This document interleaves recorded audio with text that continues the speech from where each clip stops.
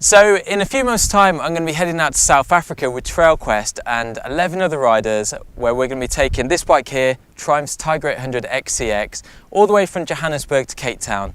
And excitingly, most of the route is going to be off-road.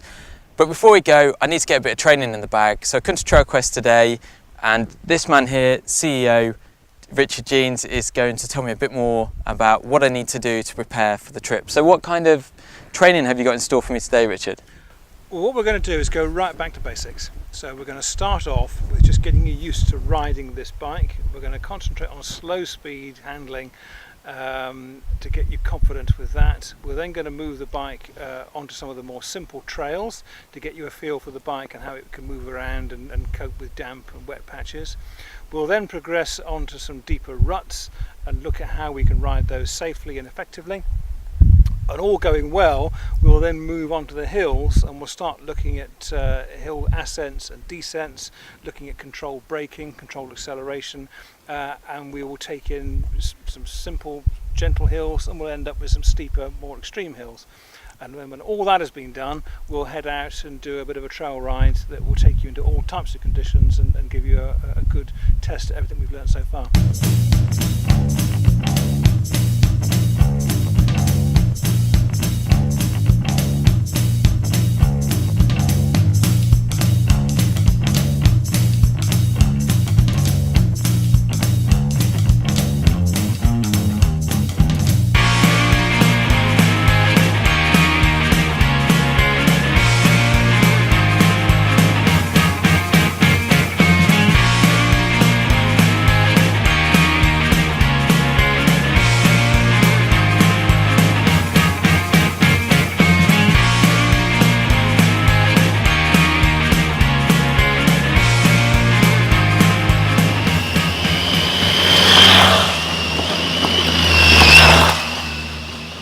So that's the day over. It's been really great fun. We covered so many different aspects of adventure motorcycling.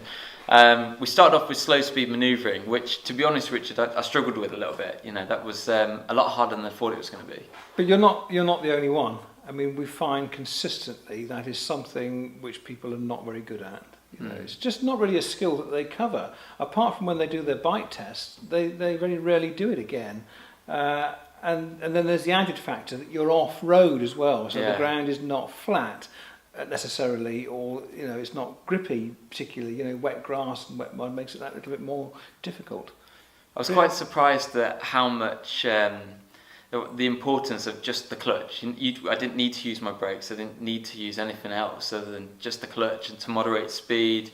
It was quite interesting to learn that technique, and obviously as we developed onto trail riding afterwards, that really came into its own. It gave me more time to think because I just had to moderate that. Well, I tell you, again, a lot of customers who come here are always slightly nervous when they get here because they're expecting to go blasting off into the countryside at a rate of knots and kick up dirt and water and so on and have a fantastic time and fall off a lot. Yeah. But of course that isn't sound adventure riding because there the risk of falling off in a proper expedition is serious. Yeah.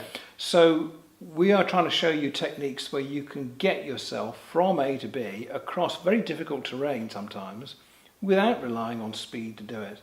And I suppose the adage that we often use is slow is smooth, smooth is fast. Yeah. All right? And we will get round trails quicker than other people who are trying to really cane it round. Yeah. It's the hare and the tortoise, isn't it? Exactly. And I guess especially when we went on to the next element of today, when we went on to ruts, that really did show. I mean, some of those ruts were really quite treacherous, very slippy, quite deep, wet, tree roots, etc. If you'd have tried to cane it through there, it wouldn't have ended well. No. And don't forget, you only did about 100 metres as well. Yeah. Which is nothing, is it? No. We could be doing that for kilometres, 10s, 20s of kilometres. Yeah. And it's hard work. You notice yourself how your muscles were starting to ache even after a short spell. Yeah. But again, if we try and go through there quickly, which is technically possible, it is more likely to end in disaster than taking a slightly slower route but getting through nice and secure. Yeah. And don't forget that what we are dealing with here is full-size adventure bikes as well. They are bigger, they are heavier, and in some cases, with the Triumph in particular, they're pretty frisky. If we work that electric throttle, that fly-by-wire throttle, the bike will go from naught to very fast in the blink of an eye, won't it? Yeah, definitely. I mean, there were a few occasions where I had to dab my foot, and yeah, it's like you say, a bike that size can go out of control very quickly. Yes. And you'd emphasise to me the importance of being able to sit down in such circumstances so that you can put a foot down. Yes. And I was glad I was in that position and not just stood up and blasting through and then rolling on my face. And a lot of our the sort of people who come here for training, they are inspired by what they see on television and see in magazines and YouTube films and so on, but they haven't always quite grasped that a lot of that material is done by professional riders who are just that much better than they are. Yeah. So they can do things on bikes that the lesser mortal can't do. Yeah. But by trying to emulate it and copy it, the less able rider ends up falling off and hurting themselves. Yeah, and with the big repair bill. And with a big repair bill to the bike and so on. Whereas it is quite possible to ride these bikes off-road in quite difficult off-road conditions. For example, where we went past that fallen tree today, just a little bit getting past the tree, although it may not have seemed that was actually quite a technical little ride through, both the route that I took and the one that you took. Yeah.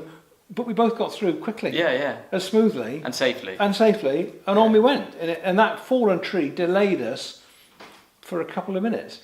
Well, it was great. At the end of the day, we just went and did like the free riding. Just went and rode random routes around woodland, grasslands, etc.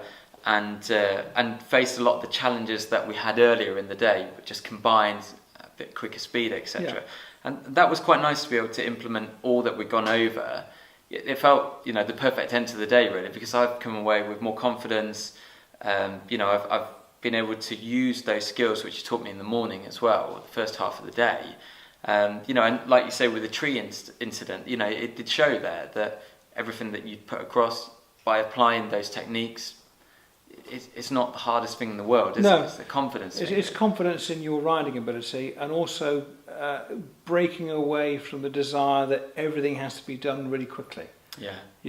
We have all the time in the world actually to complete this trail. Yeah. So let's not just pack it in because there's a tree falling down across it. Yeah.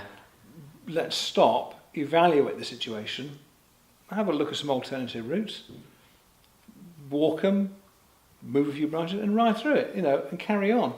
Rather than blast up there at, 60 miles an hour to come to a screeching great big halt.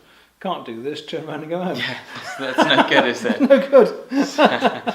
So yeah, it really has been a great day. I've learnt loads of skills, and I'm looking forward to coming back to Trailquest a bit later in the year to do a bit more training with the rest of the guys who are going out to South Africa. If you want to follow the expedition, it's going to be live on morebikes.co.uk, on Trailquest's website, as well as Triumph's. And we're also going to cover it issue by issue in Motorcycle Sport and Leisure, and that's going to be starting within the next issue. So follow it through. It's going to be a great read and undoubtedly a fantastic adventure.